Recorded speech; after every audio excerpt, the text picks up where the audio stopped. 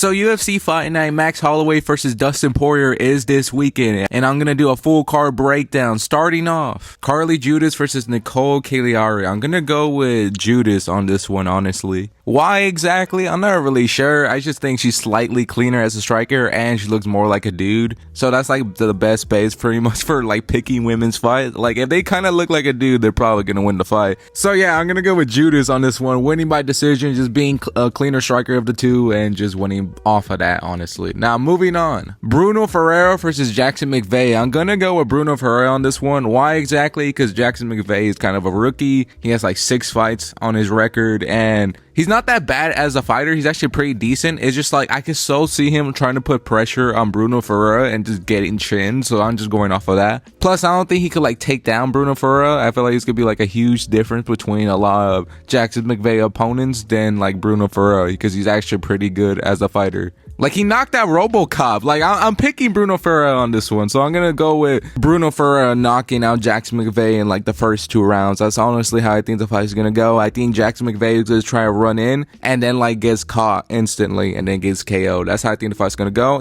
I could see also Bruno Ferreira even getting a sub here. Like I really do think Jackson McVeigh is gonna see like a huge skill difference between a lot of his opponents versus Bruno Ferreira. So yeah, that's my prediction. I could see a sub here, but I think I'm gonna go first round knockout over Jackson McVeigh. Anyways, now moving on. Ryan Spann versus Lucas Brzeski. I'm gonna go with Ryan Spann on this one. I know it's a little bit risky, and I'm not gonna lie, I'm not that confident, because Ryan Spann is a very hit or miss fighter. Like he has to be on point for him to win, because if he isn't, he is trash. He's completely trash. Like there is moments where he showed he's actually pretty decent, but like there's also a lot of moments where he showed he's trash, and it's mostly because sometimes he doesn't train. I know that sounds like an excuse, but he really doesn't train. Like he has coaches telling him like sometimes he doesn't train or he doesn't do enough for like a certain fight. Like that's why it's kind of hard to pick Ryan Spann, but like I don't think Brzeski's that good. That's the problem. Like he lost to freaking McParker. Isn't that crazy? He's a blob. Like I know he's actually pretty decent for a blob, but like he's not that great. Like I think Ryan Spann would like finish him. Plus Brzeski also, like I know he beat like Walker, but that's like a fat Walker on short notice, honestly. I don't know if it was on short notice, but it's just like he didn't look like Walker out there. He was a lot more chubbier. He didn't look the same. Like I really do think that wasn't the same Walker what we're seeing right now, honestly. So I'm gonna go Ryan Spann finishing Brzeski like in the first round. I know it's a little worrisome. Plus he did lose to Waldo Costa, but like Waldo Costa is actually pretty good. Like he's top 5 at heavyweight. So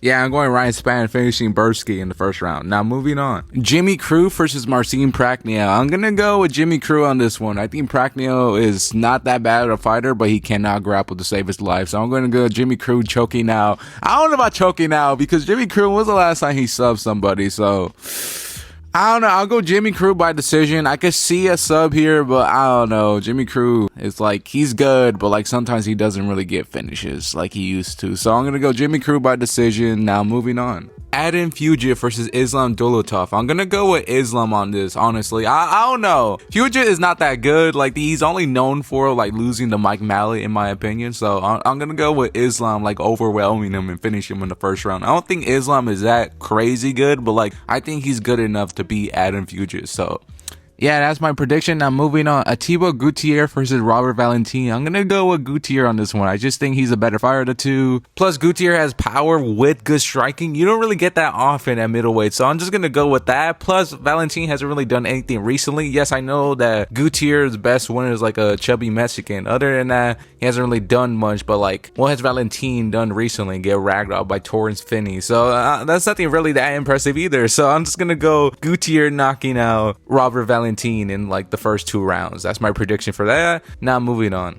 Francisco Prado versus Nikolay Verenatov. I'm gonna go with Francisco on this one. I don't think Nikolay is that good. Like he doesn't even have a win in the UFC. At least like Francisco, I think he has a win, or I don't even think he does either. But he looked decent in his last fight against Jake Matthews. That's kind of impressive. Jake Matthews is almost rank level. But then again, he didn't look that great. But like I haven't really seen anything from Nikolay to say, oh, he will beat Francisco in this fight. So I'm gonna go Francisco to win by decision, maybe a finish. but I doubt it. They're both really mid, so it was really difficult for me to pick. Honestly, I'm not that confident to pick. I'm just going with the guy that looked decent against Jake Matthews over a guy that hasn't really done anything. So I'm gonna go Francisco to win a decision over Nikolay. So now moving on. Marvin Vettori versus Brendan Allen. I'm gonna go with Allen on this one. I think he's the better fighter of the two. I think he can mix it up better than Marvin Vettori. I think Vettori is very mid as a fighter. Like, he was making Roman Dolidze look good on the feet and was losing on the feet against Roman Dolidze. Like, I don't think Dolidze is that good on the feet, honestly. Like, most of the time when Dolidze is winning the fight, it's like he's grappling heavily and taking people down. He doesn't like win with just straight striking. So it's kind of like, I'm not gonna pick Vettori, bro. He's so mid, and I think Allen actually has some hands. He's actually not that bad on the feet. I like his striking. It's just sometimes with like Chris Curtis, why are you standing in like boxing range? That's literally what Chris Curtis wants you to do, and you're doing it. Like, sometimes Allen doesn't have the best IQ, but like Vettori doesn't really have the pop for me to be like, okay, he could chin Allen. No, Vettori has pillow hands. It's kind of hard to pick a dude that has pillow hands to knock somebody out. So I'm gonna go Brendan Allen to win a decision victory, just being an MMA fighter and mixing it up on Vettori. That's pretty much how I think the fight's gonna go. Now moving on to Kyler Phillips versus Vinicius Oliveira. I'm gonna go with Oliveira on this one. Why? Because Kyler Phillips is trash. Like, at one point he was good. Like, he schooled Pedro Munoz, but like, who hasn't schooled Pedro Munoz at this point? Like, he's not that great of a win anymore. So again, Kyler Phillips is kind of mid, and also he has no cardio at all. Like, he has one round of cardio, then he gasses instantly. So it's kind of hard for me to pick a dude that has literally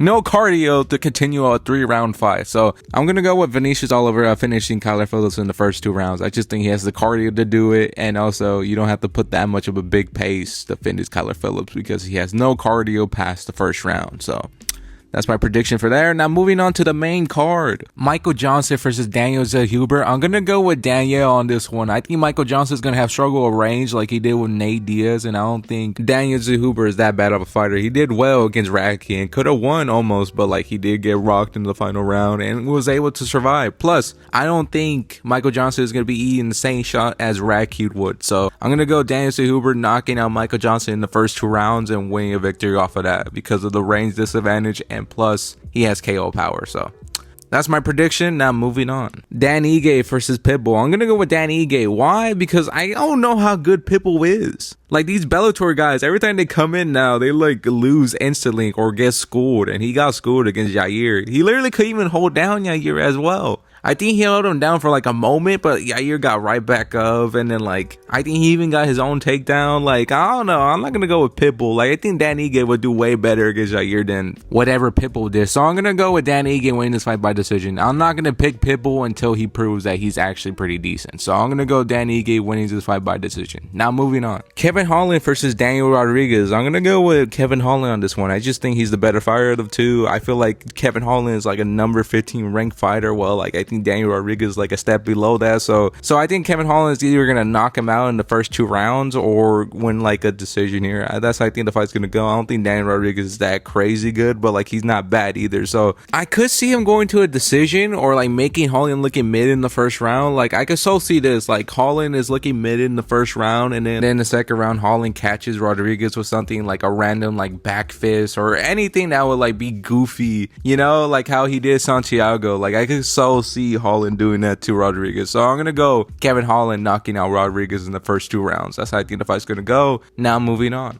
Paulo Costa versus Roman KOPYLOV. I'm gonna go with Roman KOPYLOV on this one. I'm sorry, it's just hard for me to pick Costa when he has struggled checking leg kicks. That's literally KOPYLOV's one of his main games, throwing kicks, being dynamic, while Paulo Costa, he's good, but like, it's kind of hard to trust a dude that literally can't check leg kicks. So I'm gonna go with Roman KOPYLOV winning like a 2-1 decision. I can see like Costa would maybe winning like the second round and that's it, and then like KOPYLOV edged it in the third. I could see that happening. So I'm gonna go Roman KOPYLOV winning a 2-1 decision over Paulo Costa. Now moving on to the main event. Max Holloway versus Dustin Poirier. I'm gonna go with Max Holloway. I love Poirier. He's one of my favorite fighters, honestly. He's number 1. He used to be number 2, but Ferguson fell off and he kept making me sad, so I had to cut him off. So Poirier is my number 1 favorite fighter. But that's not really a point. I just wanted to say that because I love Poirier. He's such a good fighter, man. But it just, I think Max Holloway has improved massively since the last time they fought. Like, I know Poirier's 2-0 against Holloway, but like, that was a baby Holloway in the first fight. I think it was his debut fight. And then in the second fight,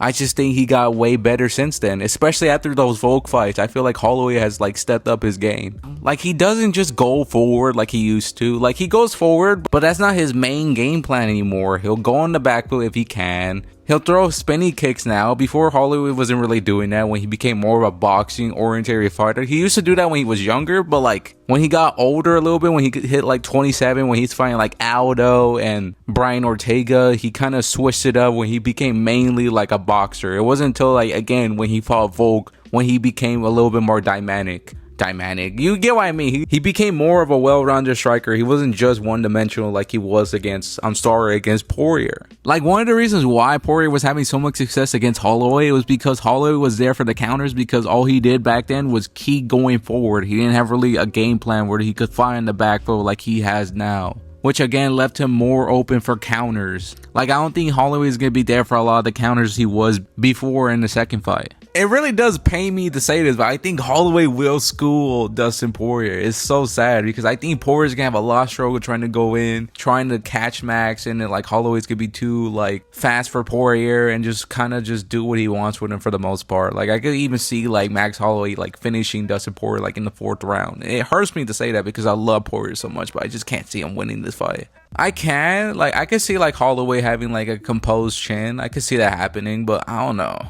He's going up a weight class, like, and he didn't really get KO'd that badly. Like, I know he got KO'd, but it wasn't like the worst KO'd you ever seen. So it's kind of unlikely in my opinion, but I can see it happening. I hope it happens. I love Poirier, so I would prefer him winning this fight, honestly. But I think I'm going to go Holloway winning this fight by decision. I could see him finishing Poirier in the 4th round, but I'm just going to go with decision, man. I really hope this fight is fun at least, like, because I see it as a schooling, but I hope I'm wrong, man. I just want to see a scrap. Like, at least if Poirier goes out with a scrap, I'm like, okay, that's like a moral victory in my opinion, but if he gets dominated, it's such a sour way to go out. Oh, man. But yeah, I'm going to go with that. I'm going to go with Poirier getting dominated by Max Holloway in this fight. Again, I feel like Max Holloway is just going to be too fast for Poirier and is not going to be there for a lot of time as he was in the second fight. Plus, also, people forget, like, Gaethje was catching Poirier with shots. Like, he was making Gaethje look fast. Like, compared to Holloway, Gaethje looks slow in comparison. Like, that worries me. That really does. Plus, Dustin's, like, reaction time has slowed down massively, in my opinion. I don't know, it's like in his recent fights, but, like, you could see, like, a difference between him against, like, Conor or, like, Eddie Alvarez compared to, like, BSD and Islam. You could tell there's a huge difference in his speed and timing. So, that's a big factor for me. So, I'm gonna go, again, Holloway winning this fight by decision. Dominantly.